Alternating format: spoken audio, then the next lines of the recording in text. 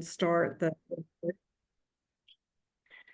Okay, so I want to welcome everybody. This is Coordinated Community Response. I'm Margaret Robin, and I wear different hats for this. It's both Family Promise of Bristol and Appalachian Promise, which used to be Bristol's Promise when we started this.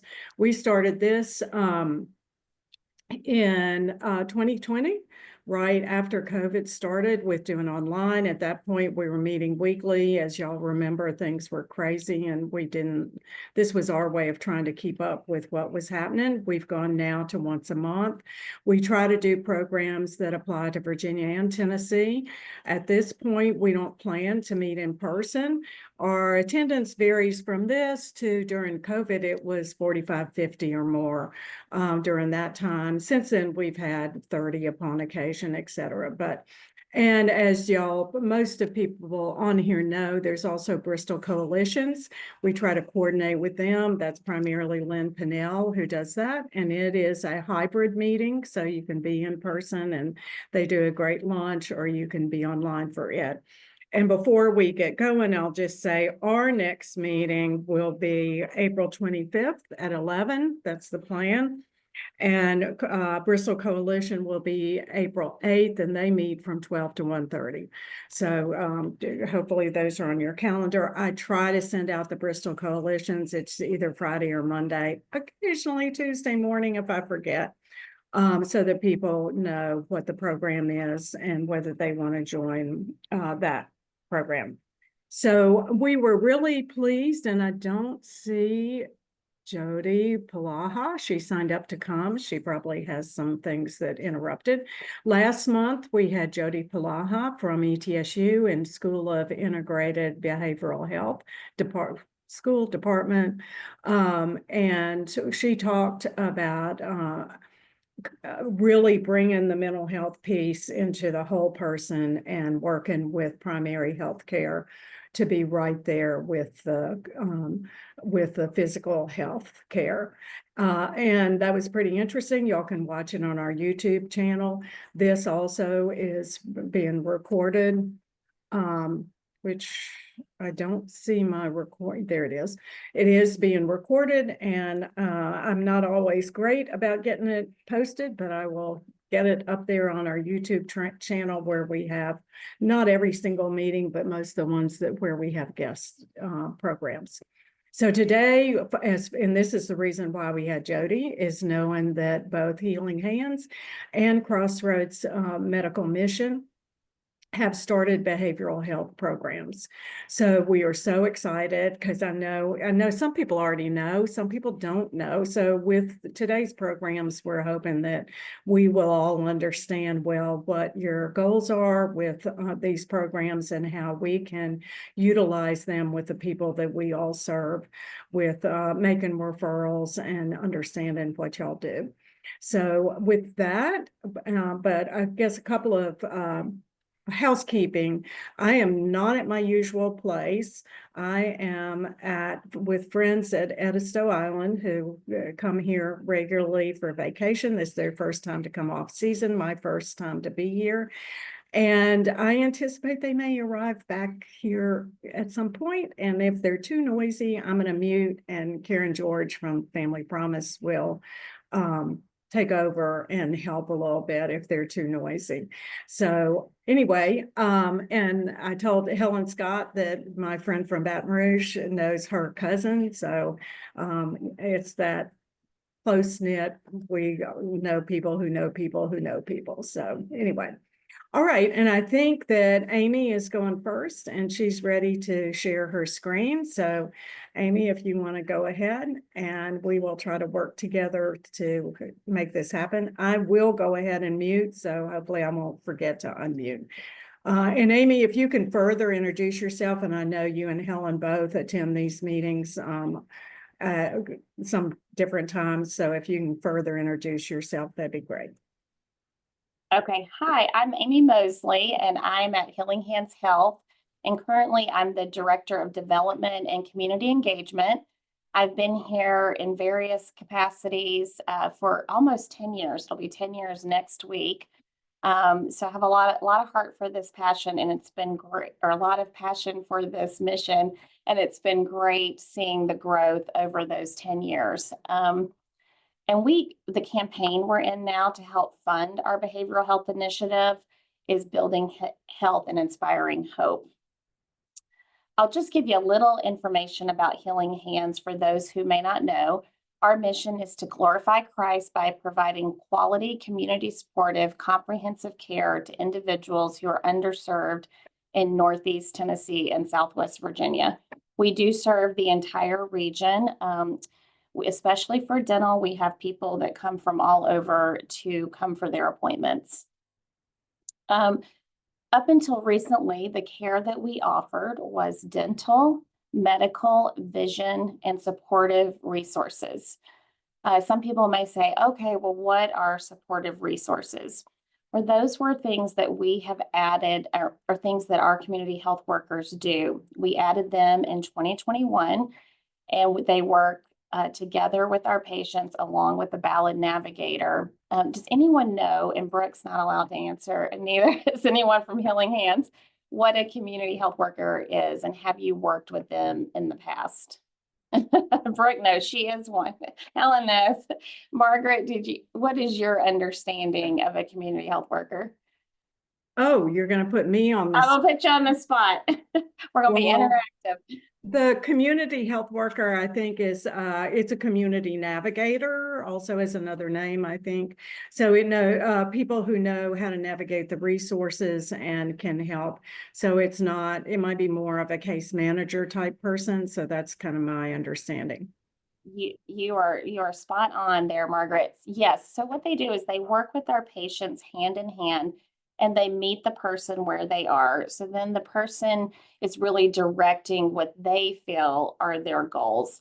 And what we have found, there's so many things that go on outside of what happens in the doctor's office or the dental office that impact your health. So a doctor may feel, oh, this patient's non-compliant, where in actuality, there's something going on. They don't understand how to take their medicine, or they don't have access to proper foods, or they have really bad back pain because currently they don't have a mattress to sleep on. There's just all different things that our community health workers find when they're working with our patients that are impacting a patient's health. And by working with them, it helps the patient to get to their healthiest and happiest self. And we've seen great success with it. Our providers love it because it really moves the needle on outcomes for our patients. So those are the services that we have been offering. The newest one was supportive care in 2021. And we have been doing this work for almost 28 years and have served over 16,000 people in our region. Way back, even before COVID, but especially after COVID, we really started seeing a lot of our patients come in with mental health issues, other behavioral health issues, substance use disorders. And we really started to do a lot of research of what could we do to really help our patients.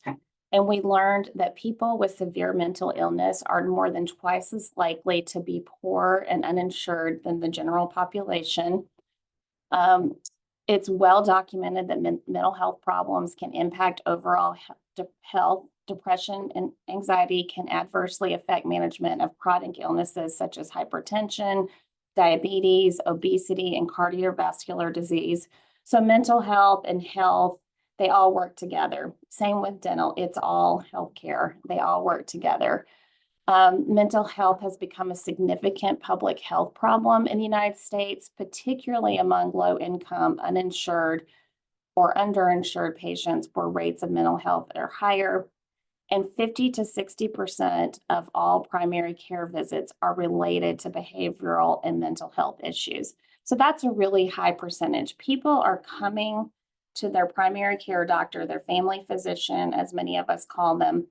And really, a lot of what they are experiencing is a mental health issue or behavioral health issue or substance use disorder.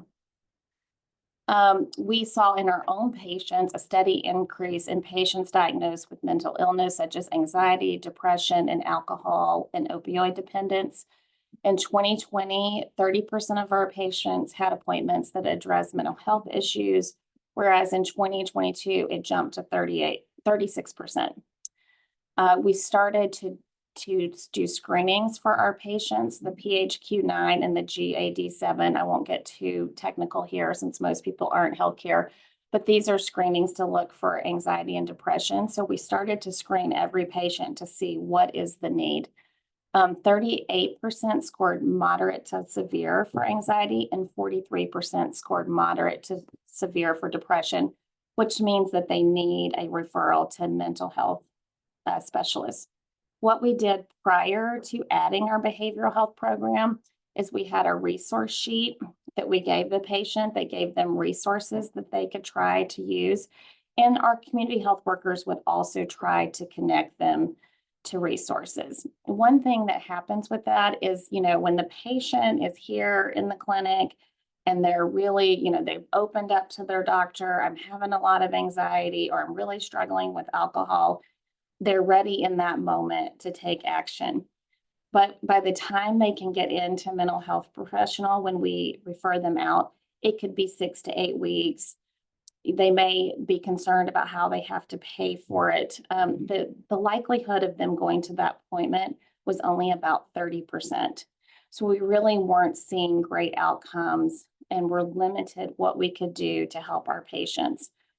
We always want, since we've opened, and Helen's done a great job with this, we've always tried to address what's going on in our community when it comes to healthcare and be part of the answer, along with other groups like Croosroads. There's so much need. So it's interesting. We both wanted to do behavioral health, and I think because we both see the need so heavy in our area, especially since COVID.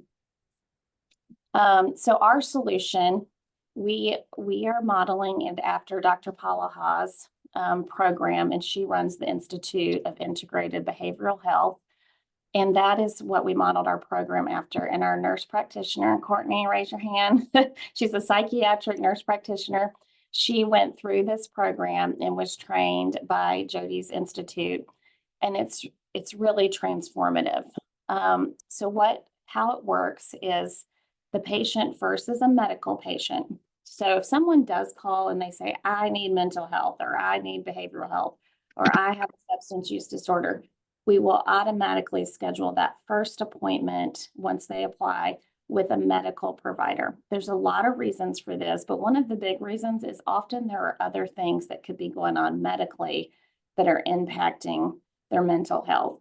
So they'll have that visit with the medical provider, or if they're already an existing patient and something has come up, if they are in that visit with Dr. Lloyd or one of our residents, and they bring up any type of a mental health or substance use disorder, the doctor will say, I would really like you to meet Courtney. She's our psychiatric mental health nurse practitioner, and I can bring her in right now. And if Courtney, if they say yes, Courtney comes in and she introduces herself, and often they call that the warm handoff. Often the patient will go ahead and have that very first mental health visit right then and there. So it works beautifully. And so then the patient is at their healthcare home. They feel a lot more comfortable. They're not waiting 6 or 8 weeks to get started. They're in the moment, and they can start the care right away. So we knew this is what we wanted to do. Funding, we're all in nonprofits. We know funding anything is always really hard. We wrote a grant to the Tennessee Department of Health for a practice transformation grant, and it is seeding the program for 3 years, and we have sustainability plans. So it allows us to have our full-time psychiatric mental health nurse practitioner, who is Courtney Colabro. We have a program evaluator, ETSU is doing that for us, and a part-time supervising physician. He's a psychiatrist, and he is the one that reviews Courtney's cases. And if she ever has anything come up, she can call him. He's a wealth of knowledge, so she has that support.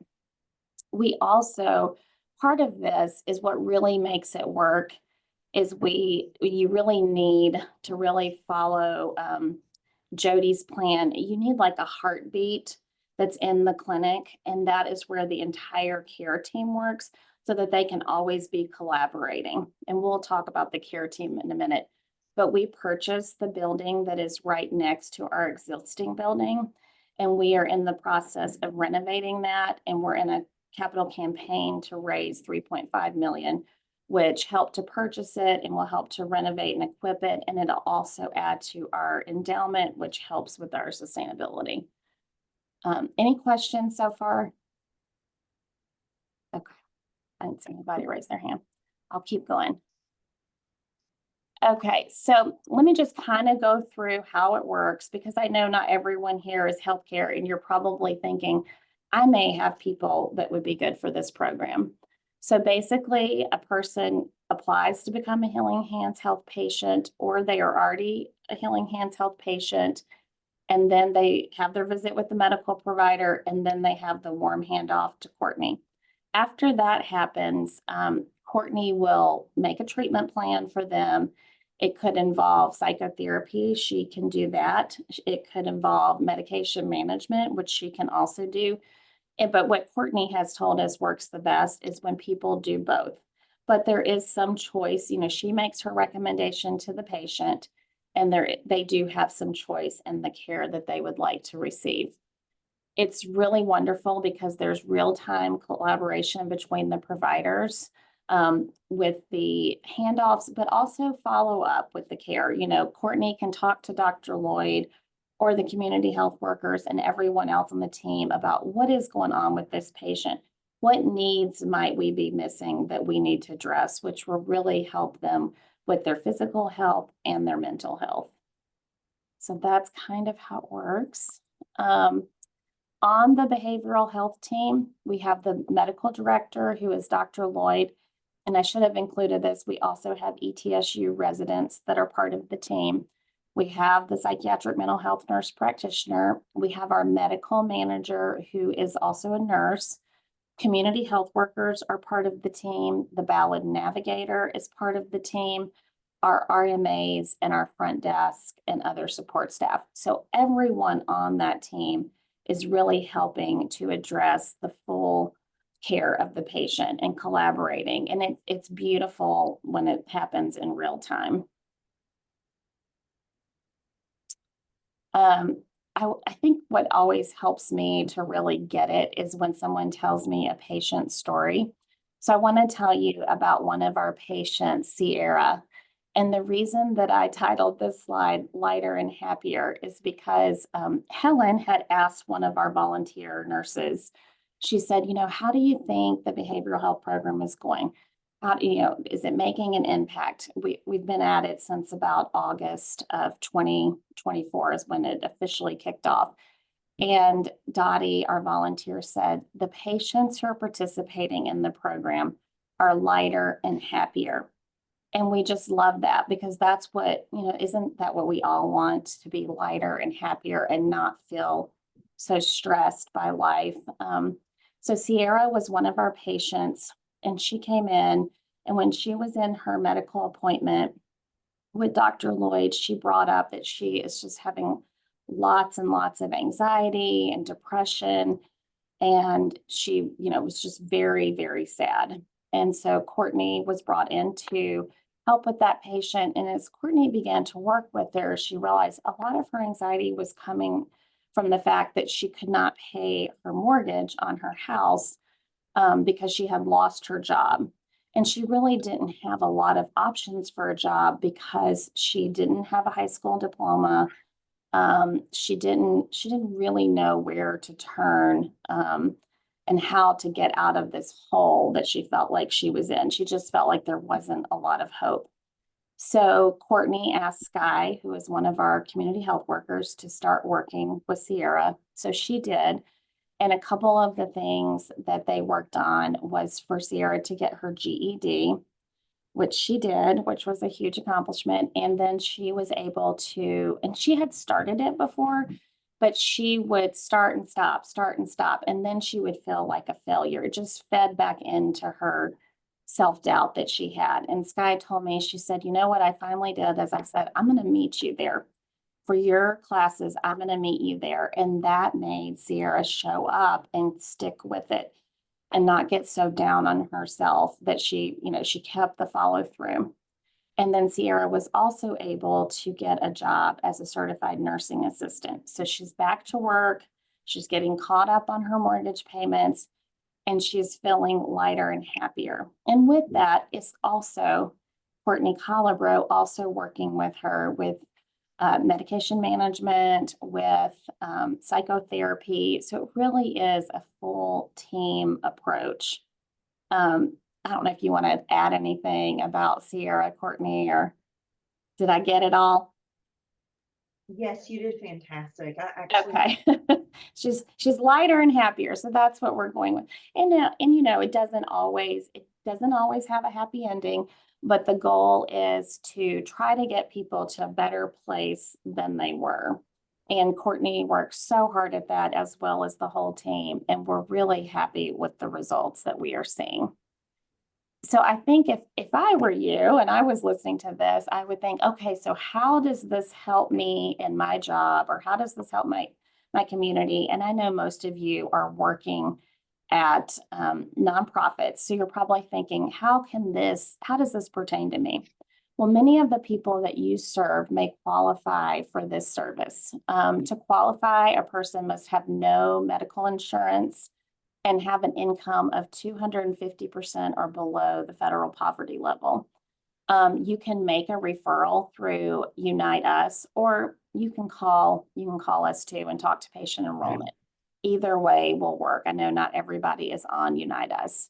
We do have an application process. We have lots of grants and state funding that fund us. So we've got to cross our T's and dot our I's to secure that funding. So we do have an application process, but it's pretty easy, and we can help a patient get through that. And then, as we said before, the patient will always be seen by a medical provider first. And there's a lot of reasons for that. There are certain, if someone has thyroid disease or celiac, as well as many other things, it can really impact their mental health.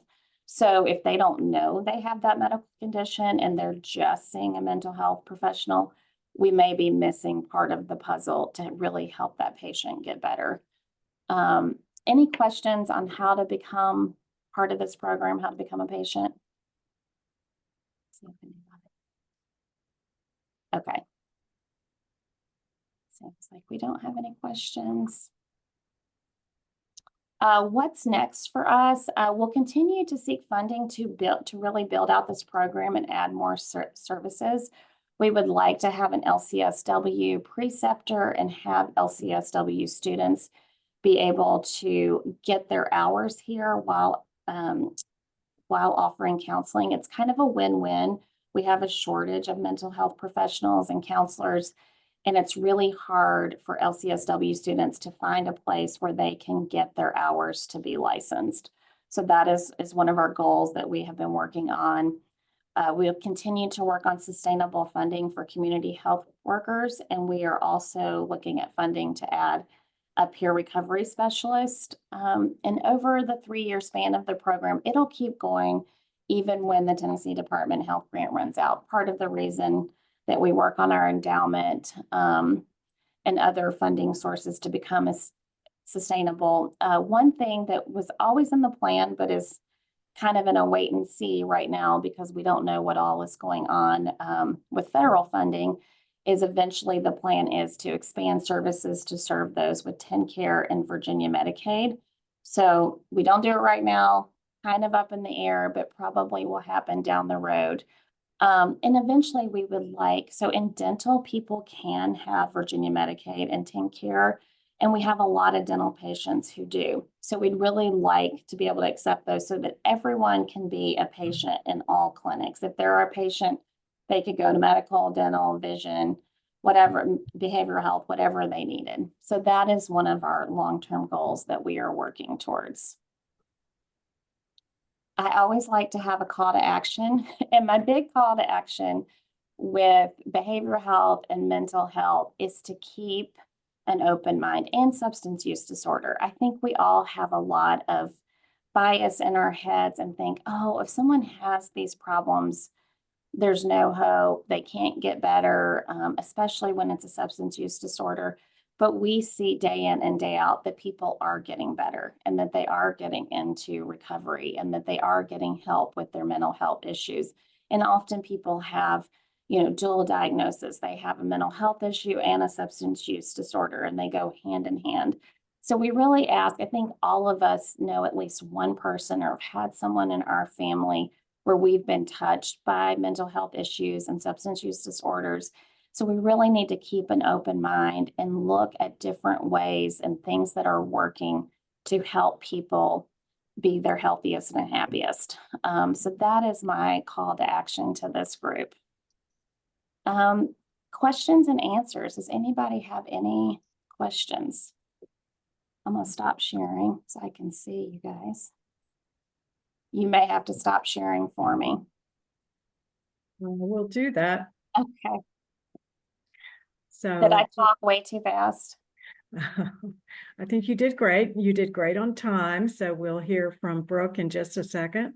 Okay. So Brooke, you can be starting to share your screen while we're moving to you.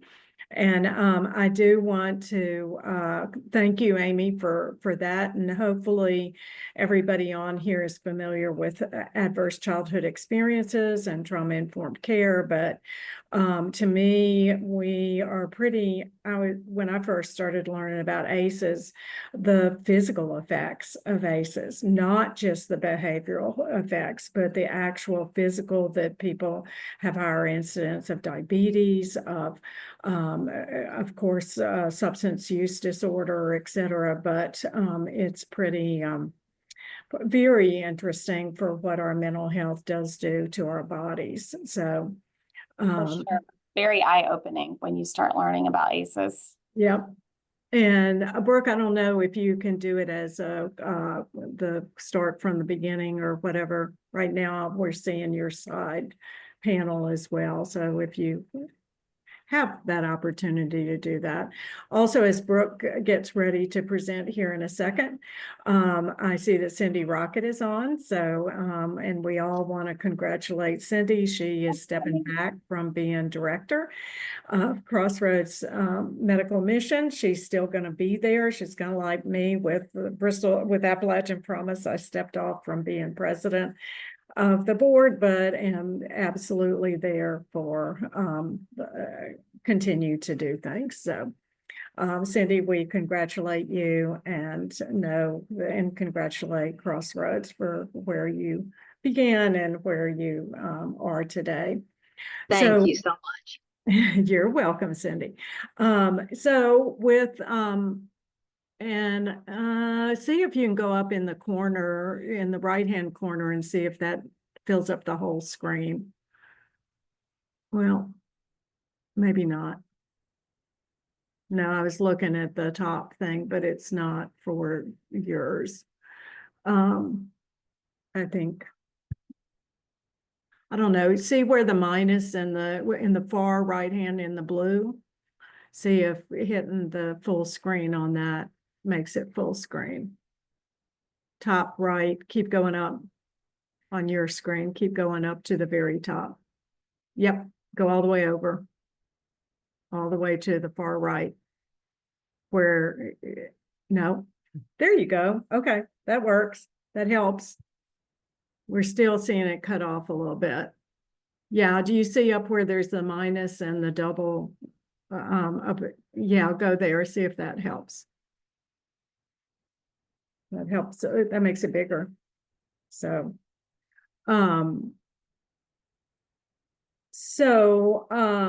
Brooke, we want to welcome you, and we know that the program that Croosroads has is a little different, and you're going to talk about the model that y'all are using and help us to see where we can connect people with Croosroads program. Are you all seeing my screen correctly? It still is cutting off at the bottom. Okay, No, I see. Hold on a second. Let me Sure. open it a different way. Okay. So while she's working on that, I'll also talk about as we work on our mental health and helping people to have hope. It's recognized in the work that Family Promise does. A lot of it is with housing and helping people to get housed. And housing first is one of the things that we talk about, how critical that is. More and more people are talking about community first, that in addition to housing, people have to have a community. And frequently, as people lose their housing and their homes, they lose their community. So that's an important piece that we all need to be aware of. If anybody here knows somebody who could speak to that, I think that would be a great program to talk about community first and maybe how some of that's being approached with people. So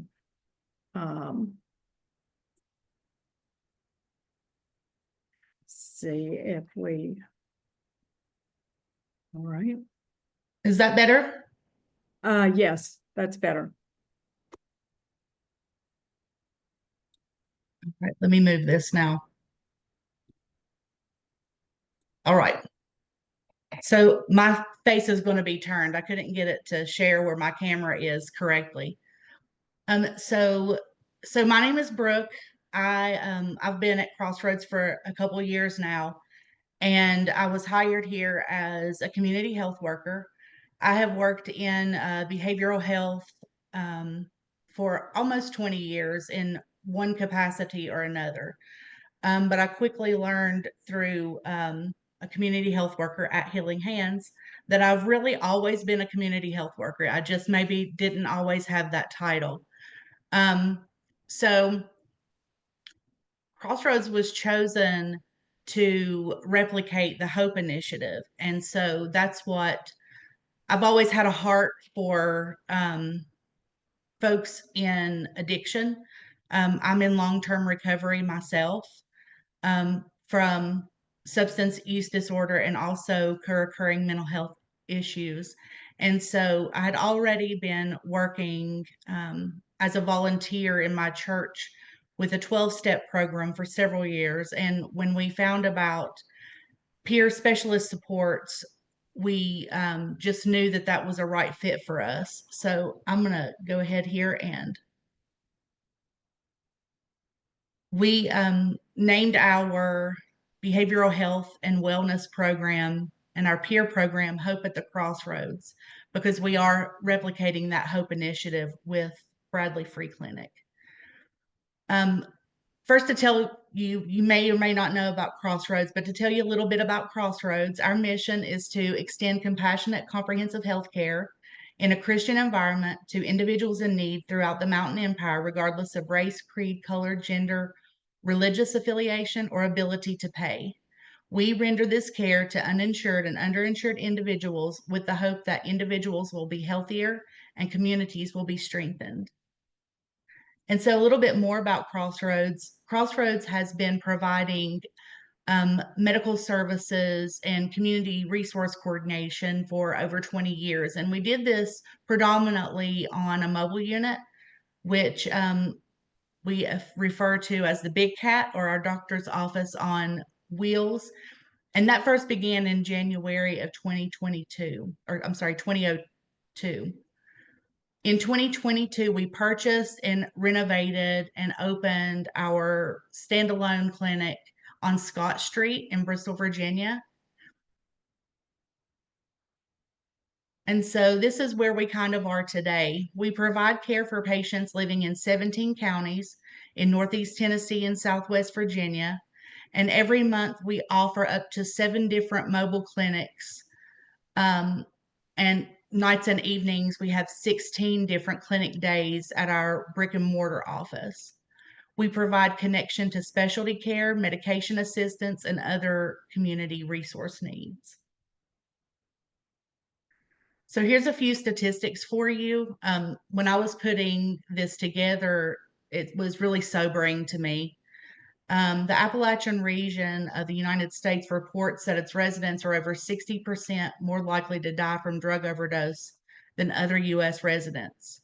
The suicide rate in our region is 14.5 per 100,000 in our population. And that's actually like 17% higher than the national rate. and almost 21 million Americans have at least one addiction, yet only 10% of them receive addiction treatment. And this is largely because of the stigma that is surrounded with substance use. And so that's one of the main, I guess, parts of being a peer is we're here to help reduce stigma. 22.8% of US adults experienced a mental illness last year, and this represents about 1 in every 5. Half of those cases went untreated. So where are we headed? There's a huge mental health and substance use crisis in our community, and no one's talking about it. The conversation is getting better, but we still have a ways to go on making it accessible for folks to be able to get the resources that they need to get well. We recognize the need to address this crisis and the efficacy of integrative care for the uninsured of our region. And we are slated to open a standalone behavioral health clinic, which we'll call Hope at the Crossroads, in late 2025. For those of you who weren't here last week, integrative care is last month, is the approach of the whole person by considering both physical and mental health needs simultaneously. And some folks ask why that's important. And statistics have shown that integrated health can improve patient outcomes, reduce healthcare costs, better access and outcomes for the care of the patient, and improve patient experience. Crossroads was chosen to replicate the HOPE initiative, which was born out of the Bradley Free Clinic in Roanoke, Virginia. This program has helped over 3,000 people into successful recovery. We are supported by SOAR funding, which is the state opioid response, and also Elevance, which is the charitable arm of Anthem Blue Cross Blue Shield of Tennessee. I'm sorry, I said of Tennessee. It's Anthem Blue Cross Blue Shield of Virginia. So some folks know are very in tune with what a peer is. If you're not, a peer is a trained professional who has lived experience with mental illness, substance use, or co-occurring disorders. And a lot of folks may wonder, what does a peer do?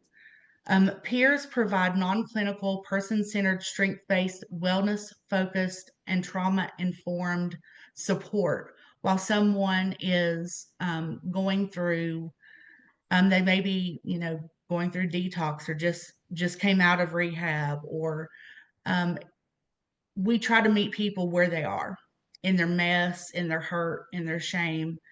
And we just want to show folks that they're loved and supported, and we can be a beacon for them to show them that there is hope on the other side of what they're currently going through, because we did it first. Studies have shown that people in recovery that utilize peer recovery supports had improved relationships with their providers, with their social circles in the community. They had reduced rates of relapse, increased satisfaction with overall treatment, and increased treatment retention. What our HOPE program will be offering to our participants is support to get connected into recovery, whether it be helping them find their chosen path of recovery. We're cheerleaders, motivators. We help to remove roadblocks. In the early stages of recovery, it's very difficult to navigate health systems. I know that's, in my personal experience, that's been one of the most difficult things to do for folks, is to help them navigate those initial stages of not necessarily choosing what path of recovery is best for them, but more so finding the resources, because here in, the drastic Southwest Virginia, North and East Tennessee region, we don't have the same recovery community that, let's say, Richmond does or Roanoke does. So, just finding those resources for them and being able to connect them has been super helpful to the participants that we've been working with. We also provide education to the community through our lived experience. We are proof that recovery is possible. We give hope to those supporting loved ones who are also struggling, because my personal story involves that of my sister. My younger sister was deep in addiction, and so I kind of have it from the both sides. So we're able to offer that as well. And we can also facilitate hard conversations. Sometimes folks find it hard to talk about things that they don't know a whole lot about. And so we can help with starting conversations about addiction and relapse and harm reduction and crisis intervention. And we can help that by building a safer community for those who are around us who are struggling. One of the main goals as a peer is to just break those walls of stigma. So I too have a call to action. And that's just prioritizing mental wellness. It's my pastor once said, and I say it all the time now, it's okay not to be okay. It's not okay not to do anything about it. He used to say, it's okay not to be okay. Just don't pitch a tent and build a fire there. So start those hard conversations and use language that is compassionate, non-judgmental, and supportive. We cannot pretend like there's not a problem in our community. Pray for us. We always can welcome prayer. No one can have too much prayer, and support us financially. So, we're building our building. We also have some scholarship funds, because what we have recognized is that one of the major barriers to folks actually choosing recovery is those first month's fees and transportation costs. And so we have been able to, through some community donations from local church groups, we have a tiny, it's super tiny, fund that we can help folks through what we call a Hope Scholarship Fund. And this is a picture of myself and my cohort, Nikki, and the first participant that we were able to get in long-term recovery. I did ask his permission if I could share our picture. And that's where I will share our patient story. David came to us after being kicked out of housing after failing a drug screen. And so it took a little bit to pull out of him what he needed. And then he kind of went MIA for a couple of months. And so, because the way our Hope program is designed, we continue to reach out to folks for a year or longer, whatever is needed for that individual, because we do tailor everybody's experience in this program to what their needs are. And so we kept reaching out, and so we got him in here finally. And we were able to get him in recovery community in Richmond. And I actually he called me yesterday. He was so excited and proud, because Monday he starts culinary school, and he wanted to let me know that he had received his first chip of sobriety, and he's doing well and flourishing. And so it's because of those stories that, hope is there. And, that's why the name of our program is so relevant at Hope at the Crossroads. This is our contact information. We can help. We're a little different from Healing Hands in and of that we can help folks in our peer program that are insured or uninsured. It doesn't matter. The only qualification that we have is that you're ready, and we're ready to meet you where you are. And so we like to say that, we want to recover loudly so others do not die silently. And it's our mission to help whoever is ready and meet them where they are. Does anyone have any questions?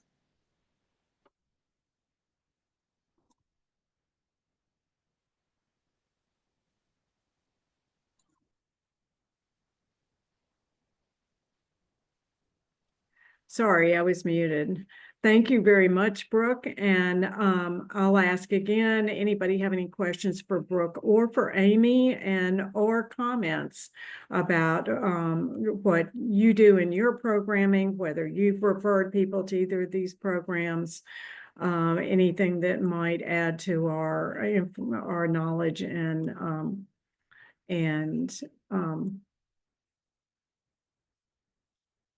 experience. So, okay. Yeah, so I was wondering if anybody here has any of the data for particularly for for substance use, but also it could be for mental health as well. I know the data for smoking and also for domestic violence, that it is not usually the first time somebody seeks help that they're successful, that it's recovery for anything. It's not like this. Usually it is up and down, hopefully on that upward trajectory. So, Amy, do you have any data you've got? I do have a little bit, definitely not an expert, but when Dr. Alvarado talks about this a lot, he's the health commissioner in Tennessee, and he talks about, he's very into harm reduction strategies such as Narcan, fentanyl test strips, things like that. And his data is that someone is 5 times more likely to go into recovery if they have used a harm reduction center or strategy. So he always says we can't get people into recovery if they are not alive. So he said that builds trust with the person, and they're more likely to then seek out recovery. I don't have, Corey, do you have other hard data? We could probably get you some, but That's fine. That's okay. helpful. And Brooke, Just- do you want to add? Yeah, just right off the top of my head, we do offer naloxone training. Our peers do, and we do also offer harm reduction supplies through our peer program. I know just from being in the recovery community that folks are typically relapse 5 to 7 times before their recovery is successful. And so we always like to tell folks that sometimes relapse is a part of recovery, and a lot of times folks are shamed for that. And so it's just really important that if you or someone is struggling like that you can just be as supportive as possible. I also sit on a drug court panel for the federal Region 3 circuit. And I mean, it's just amazing, those judges. We had a gentleman relapse, and instead of the judges coming in there and being like, why, the first thing he said was, Well, I just want to start out saying that didn't you make it to 6 months? Isn't that the farthest you've ever made it before? And I mean, my heart just swelled because, if we could just treat people with dignity and respect, regardless of their choices or where they are in the moment, we can change lives, and create a ripple in our community of healing. And, because I always say that the substance issue, no matter what it is not the why, it's the what. And, you have to give people options to heal the why, or the what's never going to change. And so that's what peers really strive to do, is connecting people with things that work for them. I found my recovery, well, I'm recovered from substances for 20 years, but my mental health issues still followed me. And so I found my mental health recovery in a 12 step. But I always realized that, that's not everybody's path. And so, we just help folks by showing them what's out there, because a lot of times folks don't even know what resources they have access to, especially in our uninsured community, because there are very little resources, especially in, far Southwest Virginia. We say Virginia stops at Roanoke, because all the resources that are amazing stop there. They're starting to trickle down this way some, but it's difficult in this area. And can you imagine, just deciding that I'm not going to do methamphetamine anymore, and now I can't find any help? I can't imagine being in that spot. And so we just try to make that easier for them so that they can focus on healing their body, healing their mind, and not have to worry about navigating the systems. Thank you, Brooke. So, yeah, and when we talk about trauma-informed care, that's exactly what Brooke is talking about too. We might think we're doing a pretty good job, but we need to really be, and your words matter. They will matter a lot. So really looking at how we say things and what we say is critical with the work that we all do. So doing whatever we can to remind ourselves about those words and how we approach things is critical. Anybody else want to add anything, Amy? I'll just chime in on the words. Yes, super important. And we work really hard at this at Healing Hands to have person first language and not label someone by a diagnosis. Yeah, But it's hard because we're so programmed, so it's really taken a very conscious effort, but we work really hard at that. so that's what I've been trained as person first, but I'm seeing maybe there's a change in that. So people in the community of people with disabilities, they're starting to refer to themselves as disabled persons, or the same thing for working with homelessness, that it's not the homeless, it's people experiencing homelessness. But yeah, so it's hard to keep up sometimes for what It is a rapid evolving situation, right, right. But I do like, I mean, that started, I think, with people with disabilities, with putting the people first. So I think you can't go wrong with that, even if trends change or whatever. So anyway, okay, anybody else have anything to add before we wind up?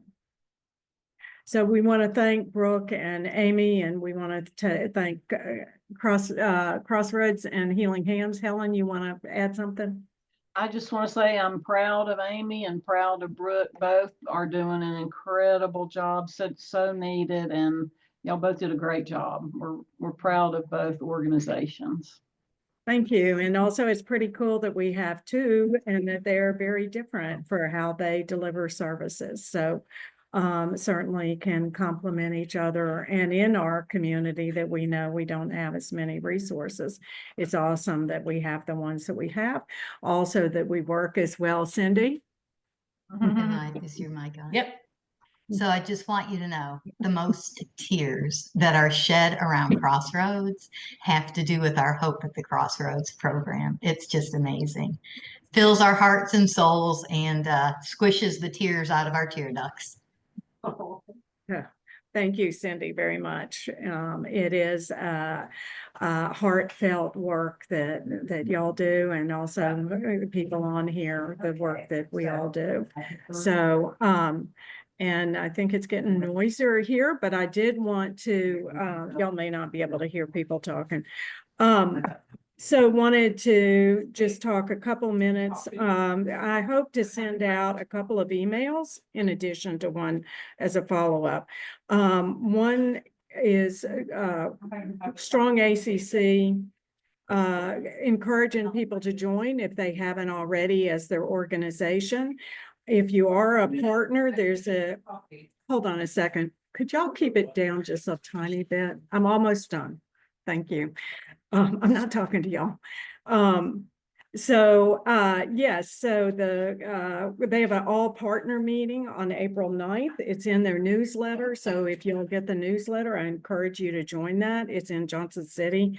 I went to the Virginia one. It was great. And I'm sure that Virginia people can come to the Tennessee one if you missed the Virginia one. Also, if you're not, I'm going to send out information in the next week about becoming Strong ACC. It is one of those stronger together, and I'm part of the policy committee. And there was a lot of policy work this year added to the policy agenda was TennCare and Medicaid expansion in Virginia, support for those. We know how critically important those are. And of course, we decided on that before the whole national. One was for Tennessee to expand it and for Virginia to maintain their expansion. So that's hugely important. And if they can say right now it's over 400 organizations that are part of Strong ACC, if they could say it's over 500, that really makes a difference. So that would be awesome. Also, I will send out PowerPoints and the chat and the YouTube channel connection for this meeting. So, and with that, I think we'll look for y'all again. If y'all have thoughts on what kind of programs you would like to see, send them to me. We try to do things that are Tennessee and Virginia, which of course we can split our time and have similar things from each side. And also some of the things like Jody's integrated behavioral health is great for us to learn about in here as well. So if y'all have suggestions, please send them. So thank you all very much, and we'll see you next month, hopefully. Take care. Thank you again, Amy. Thank you. Thank you for having us. Bye-bye.